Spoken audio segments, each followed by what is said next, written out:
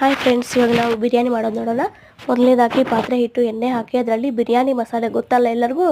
ಬಿರಿಯಾನಿ ಎಲೆ, ಮೊಗ್ಗು, ಹೂವು, ಚಕ್ಕೆ, ಲವಂಗೆ, ಮೆಂತ್ಯ ಸೊಪ್ಪು ಅವೆಲ್ಲ ಹಾಕ್ಕೋಬೇಕು. ನೋಡಿ, ಬೇಯಿಸಬೇಕು. ಮತ್ತು ಅದ್ರ ಜೊತೆಗೆ ಕಟ್ ಮಾಡಿ ಇಟ್ಕೊಂಡ ಈರುಳ್ಳಿ ಸೇರಿಸ್ಕೋಬೇಕು. ಓಕೆನಾ? ಈರುಳ್ಳಿ ಆದ ನಂತರ ಮತ್ತು ಸ್ವಲ್ಪ ಪುದೀನ, ಕೊತ್ತಂಬರಿ ಸೊಪ್ಪು ಸೇರಿಸ್ಕೋಬೇಕು. ಚೆನ್ನಾಗಿ ಟೇಸ್ಟ್ ಚೆನ್ನಾಗಿರುತ್ತೆ ಅಂತ. ಓಕೆನಾ? ನೆಕ್ಸ್ಟ್ ಟೊಮೊಟೊ ಸೇರಿಸ್ಕೋಬೇಕು. ಓಕೆನಾ? ಅದಾದ ನಂತರ ಸ್ವಲ್ಪ ಸಾಲ್ಟು, ಸ್ವಲ್ಪ ಖಾರದ ಪುಡಿ ಹಾಕ್ಕೋಬೋದು. ಓಕೆನಾ? ಆದಮೇಲೆ ಶುಂಠಿ ಬೆಳ್ಳುಳ್ಳಿ ಪೇಸ್ಟ್ನ ಸೇರಿಸ್ಕೊಳ್ರಿ. ಓಕೆನಾ? ಅದಾದ ನಂತರ ಚಿಕನ್ನ ಮೊಸರಲ್ಲಿ ಇದು ಪುದೀನ, ಮೆಣಸಿನಕಾಯಿ ಮತ್ತು ಕೊತ್ತಂಬರಿ ಪೇಸ್ಟ್. ಓಕೆನಾ?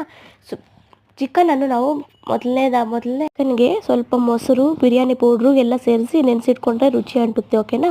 ನಾವು ಎಷ್ಟು ಲೋಟ ಅಕ್ಕಿ ಹಾಕ್ಕೊಂಡಿರ್ತೀವೋ ಅದಕ್ಕೆ 2ರಷ್ಟು ನೀರು ಹಾಕ್ಕೊಂಡ್ರೆ, ನೋಡಿ, ಓಪನಲ್ಲಿ ಕುದಿಸೋದಲ್ಲ, ಅದಕ್ಕೆ 1 ಲೋಟ ಕಡಿಮೆ ಇರಬೇಕು ನೀರು. ಓಕೆನಾ?